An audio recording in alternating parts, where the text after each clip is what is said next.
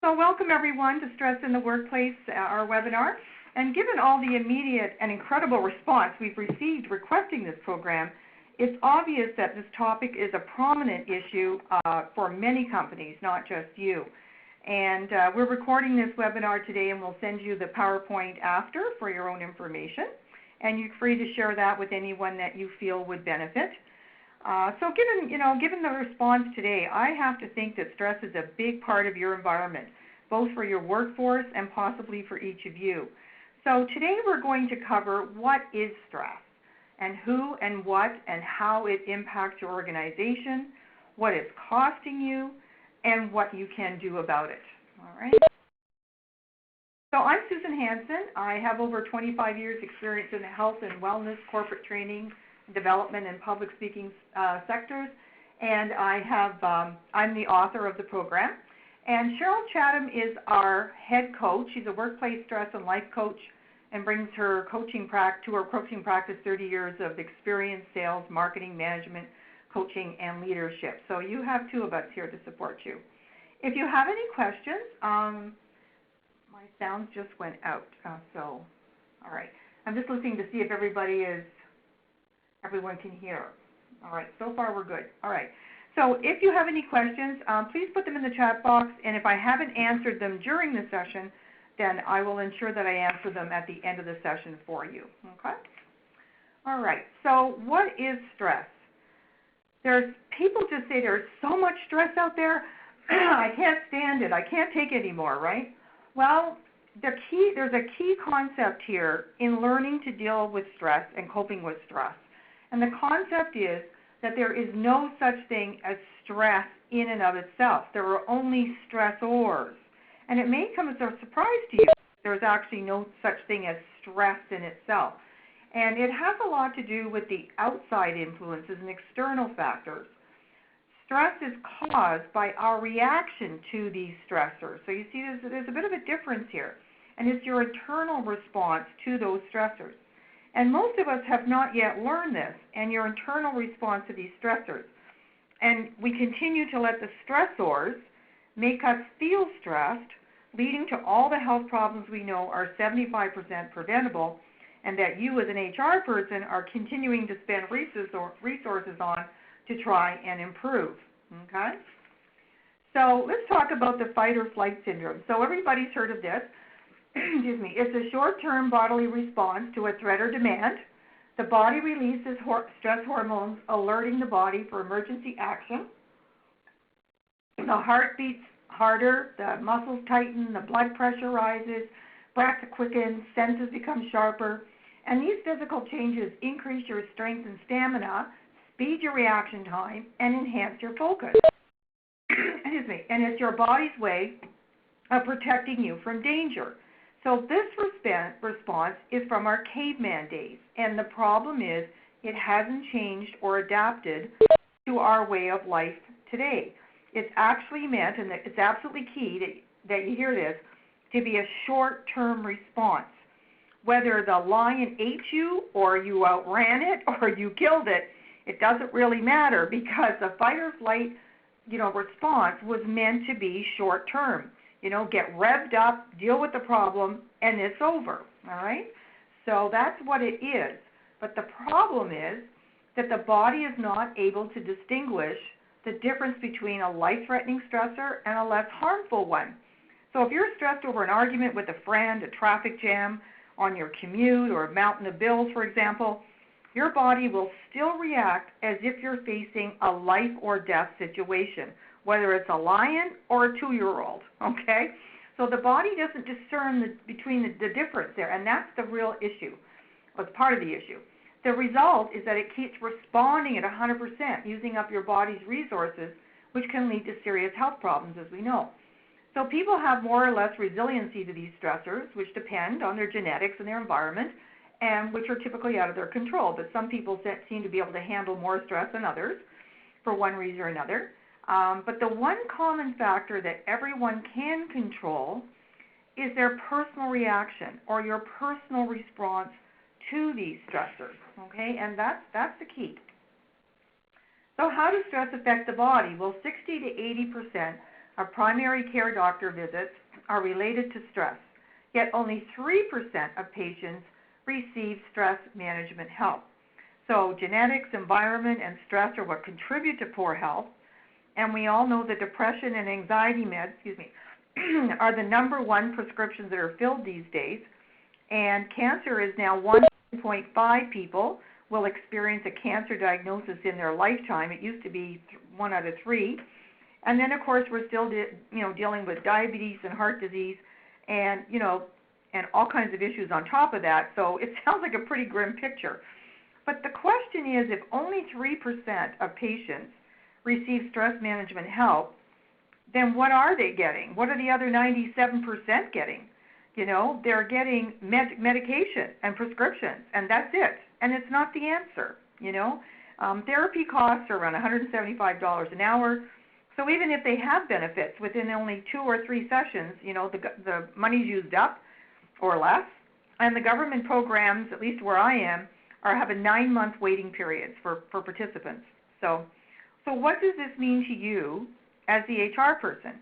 It means that the other 97% are still spinning out there without help, unhappy, unproductive, and unhealthy. So if you had an easy way to deliver practical coping skills and awareness of how people can help themselves to avoid burnout and more serious health issues, what difference do you think that would make in your organization? Okay. So let's do a quick poll. Who and what it impacts? Who do you observe stress impacting the most? Executives, managers, admin professionals, frontline workers, sales reps, customer service, or maintenance? And I'm just going to go to a poll slide here, and you can just click on the ones that you feel that represent your organization. What do you see? Who is being, impacted the most with your with stress? And I'll just give everyone a minute to just click on the ones that they feel, and we can watch the graph here on this Here we go. Very interesting.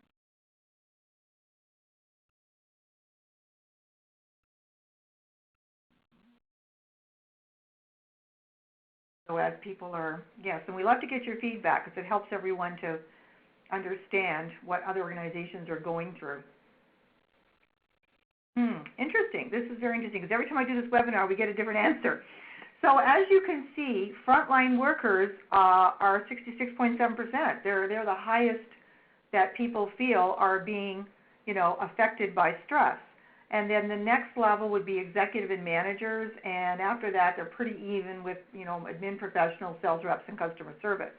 I have had some webinars where executives and managers were by far the highest, and I've had some webinars where they were all the same, that they all agreed that they were all pretty much being stressed.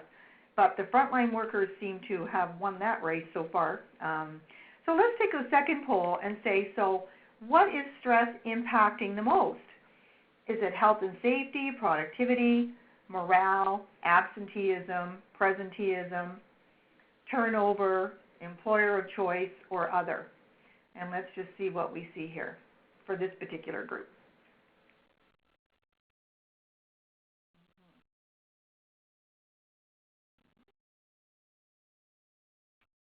Okay, so morale is by far the one that is being affected the most.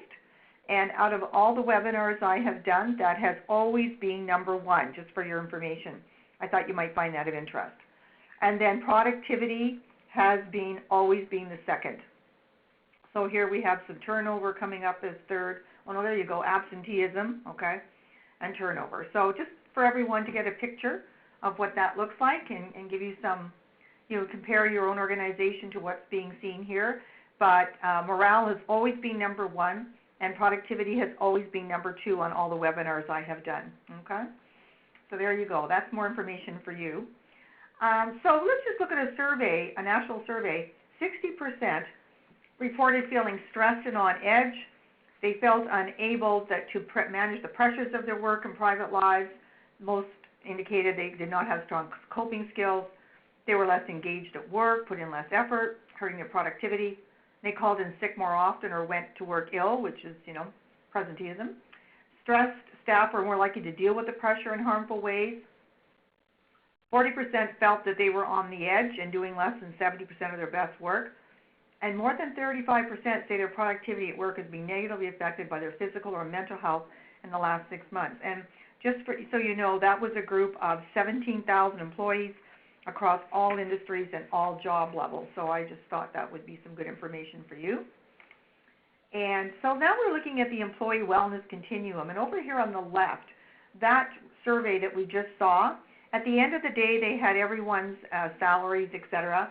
And overall, they found that over 17,000 people, $16,370 was the cost annually of stress and stress-related issues to the organization. So you can look at that number and look at what your average salary is and say, how much are we losing, right? So the point here is that there is a wellness continuum going on within the employee. You know, at first they're not doing well while working, maybe not the productivity is very good, and then they're not doing work on time, and this all leads into presenteeism, which we define as 30% less productivity due to not feeling well at work or being distracted from personal stresses and problems, okay? So is this what you're observing in your organization? And, you know, going back to the health problems that you're investing in, what is this doing to the productivity in your workplace and, of course, your health care costs? Because as you can see, the continuum goes down to absenteeism, which you saw was fairly high on that poll, and then we end up with disability claims, okay? So that's that's the continuum that we're looking at. So at the Employer Healthcare and Benefits Congress, an organization gave a presentation on their data, and this is what they found, that 73% of the issues that are being caused are coming from personal issues, which is very interesting because I've taught this program for 15 years in corporate, and they always take the techniques and go and use them at home first, 100% of the time. So that really correlates with this. And there's your low motivation, your low morale as the highest issue, right? And so I thought that would be very interesting for you. And what happens is you've got this daily syndrome going. They're arriving at work stressed from home issues. They add on work issues. They go back home. The next day, the same experience, only worse, if there isn't an intervention of some kind to help them cope, right? And you may be living this way yourself. So I hope this is helpful to you. So this is participant responses. This is the LinkedIn, the company. This is their wellness program. And what they found, was that their wellness program helped them relieve their stress by 77%. And as you can see, all of these other productivity, energy, loyalty to the company, all improved. So these results, what we're saying is it's not only stress relief is a major benefit, but how that in turn impacts all of the areas as well, right? And they're all interconnected. And this demonstrates that the stress issue is at the heart of some of these other issues. So when you solve that problem, many other factors will improve as well. Okay. So what resources have you employed to attack the cost of health care in your organization?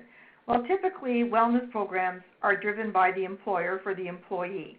And this is the kind of things that we see. And what happens is you're looking for an outcome. And typically what we're finding is that employers are getting about a 10 to 15% uptake with the group that are already involved in their wellness journey in some form.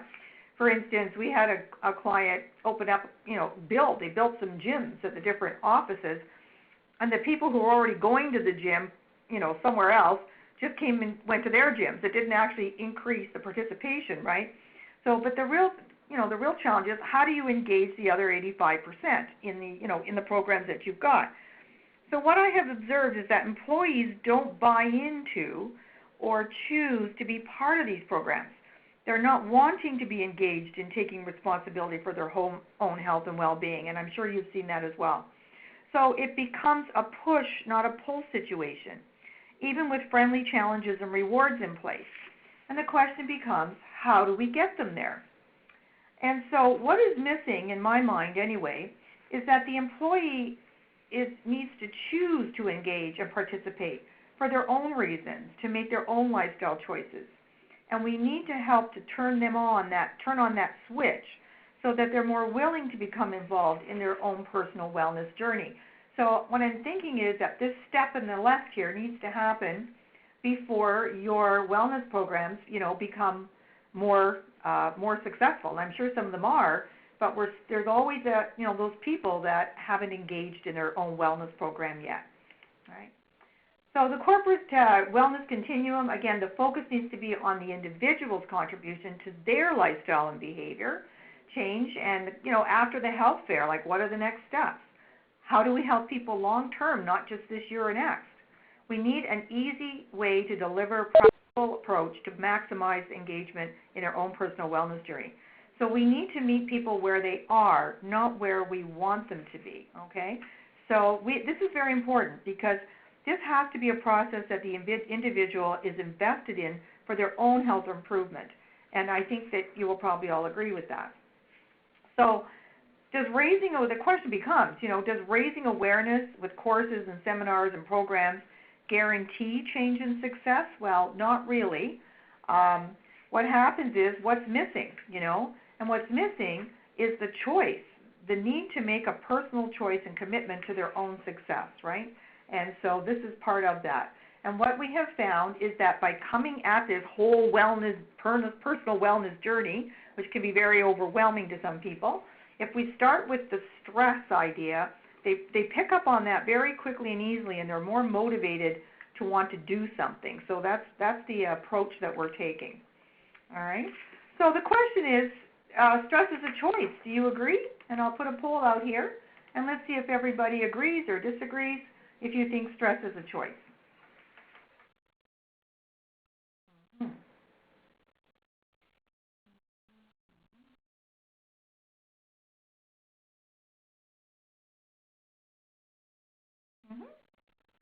Okay, so most people believe that stress is a choice, but there are some people that believe it isn't, so that's fine, and that's why I ask, because not everyone agrees with that. So let's just move on and see what we have to say about that, all right?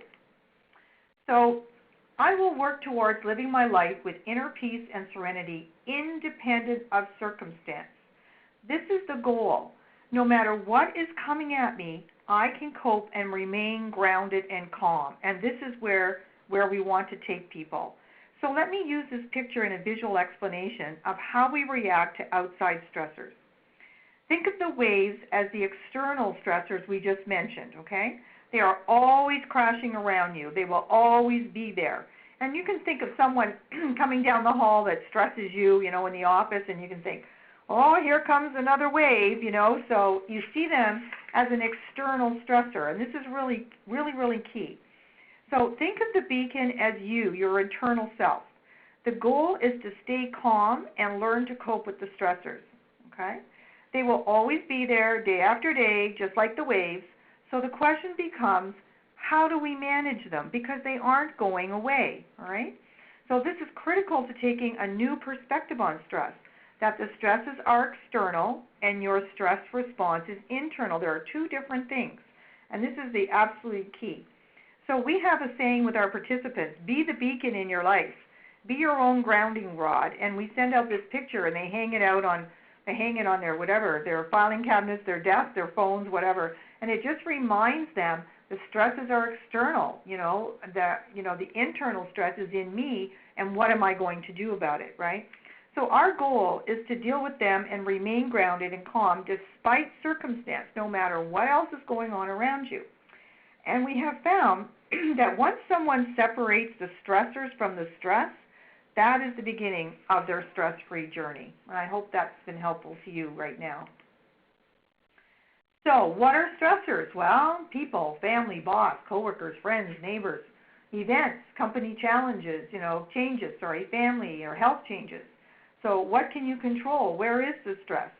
So people are just not taught how to cope with them. So teaching your people how to respond to these stressors is the key to effectively coping with personal and work-life issues on a daily basis, and is the answer to many of these health, productivity, and healthcare cost issues. They're directly connected. So here are my monkeys. So on average, there are 60,000 thoughts that come into your mind every day. I don't know if you knew that. It's 50 to 70,000. So on average, it's 60,000 thoughts. So thoughts are not facts. They are just thoughts, good, bad, and ugly, and they tend to run your life, and sometimes they can even ruin your life, true? Okay, it's your thoughts that cause the anxiety. So it is what we call the committee of monkeys, or a monkey mind, and they never leave you alone. They don't even let you sleep. Has anyone ever experienced this? You go to bed at night and your head is just spinning with monkey thoughts, with the monkey mind. So we need to learn how to control these thoughts. And these thoughts start your fight or flight response that we talked about, and the poor health that goes along with this response day after day. Now, does that make sense to you? Can you try to connect the dots for you? So it all begins with how you choose to respond to the monkey mind, all right?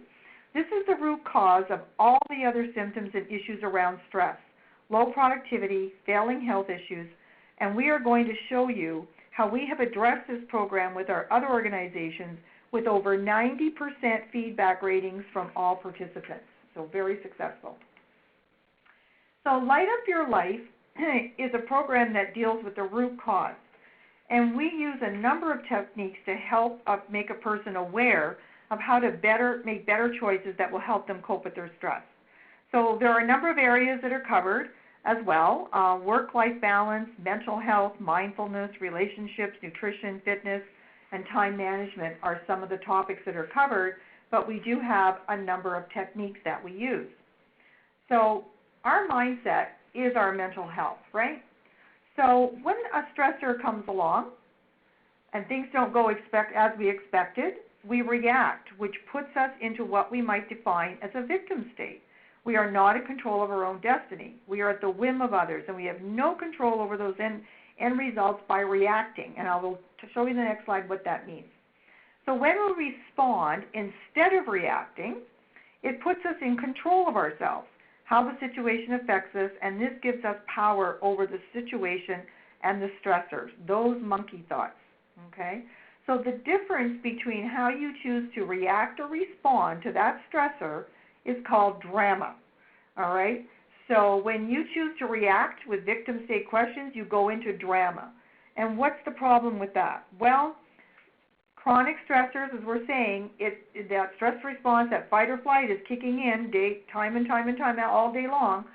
It gives a constant body system overload, and the health of the mind and the body break down, and those lead to your big five degenerative diseases, which, by the way, are 75% preventable.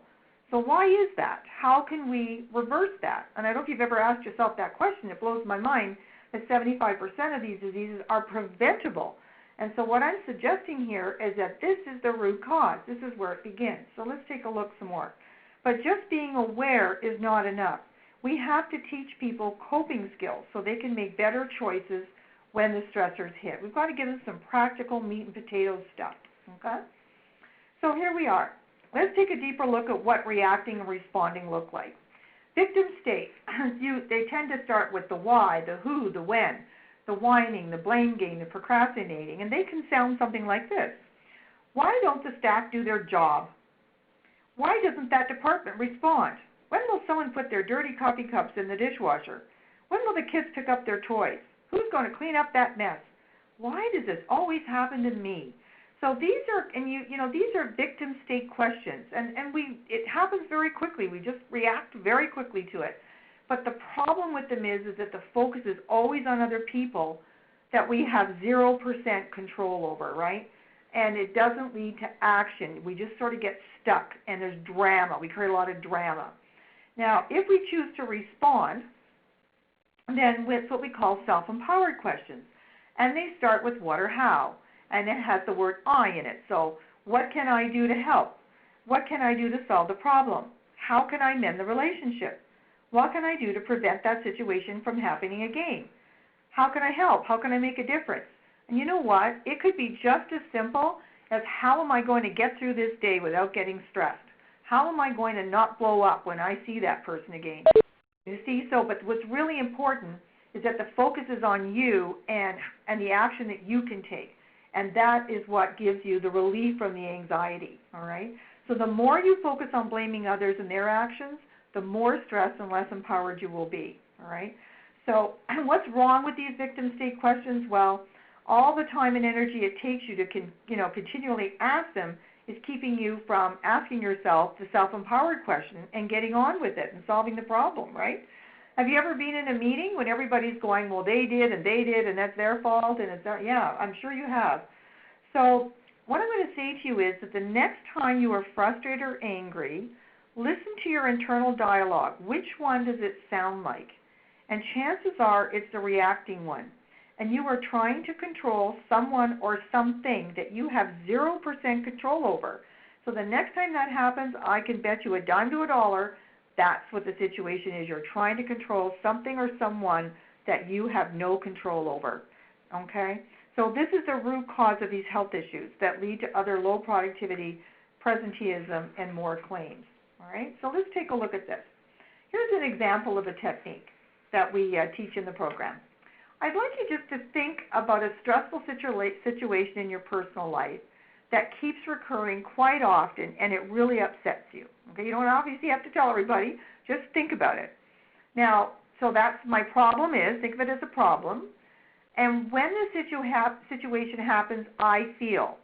And I'd like you just to think of a word. I feel angry, frustrated, whatever it is, abandoned, whatever. And if you don't mind, I'm going to just ask you if you would just, in the chat box, put what that word is, how you feel. Okay? So we have angry, we do have frustrated, we have alone. What else have we got here? Yeah, another frustrated, fed up, frustrated, rushed, detached. Yeah, so this is how we feel when this situation is happening, okay?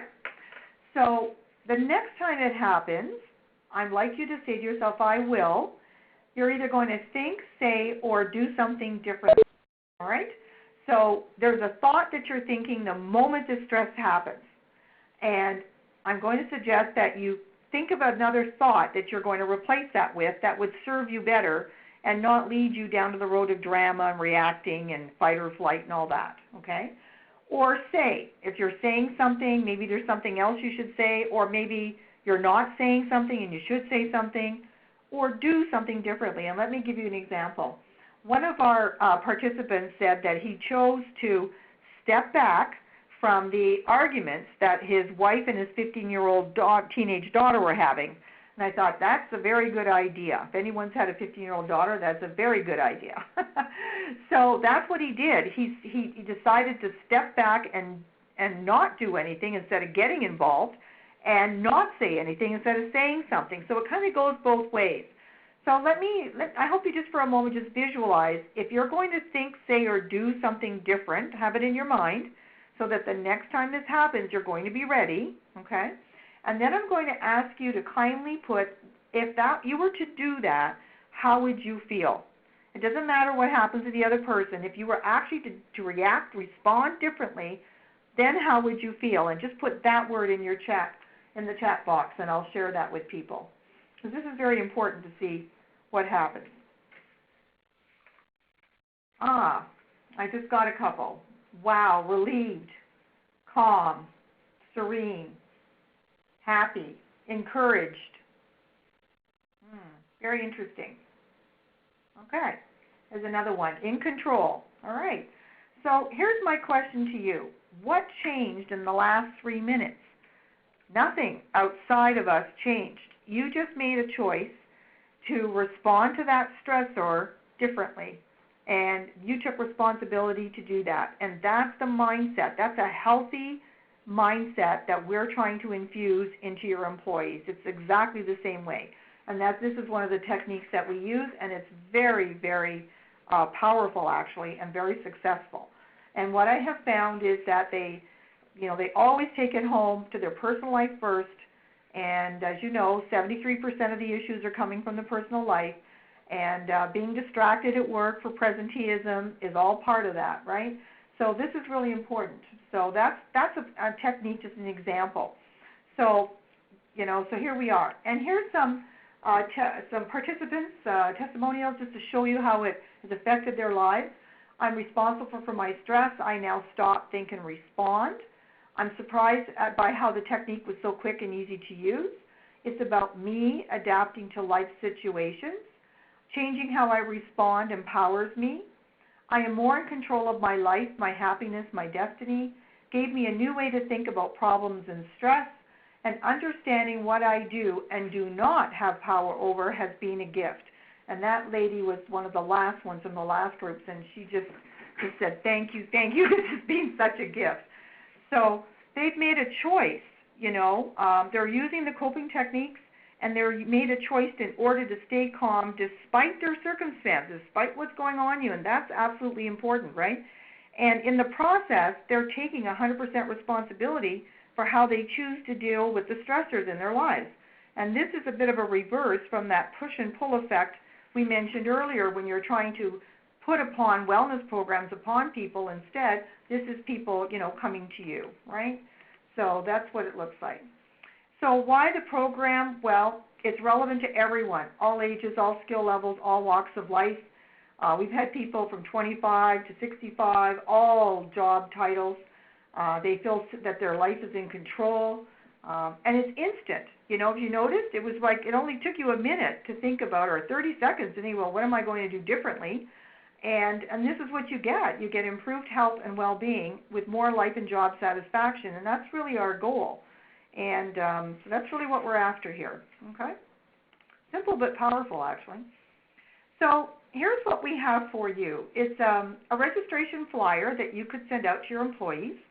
And over here on the right, you can see the topic. So the introduction is really about a bit of gap analysis where they take a look at their life and sort of decide what they want to focus on.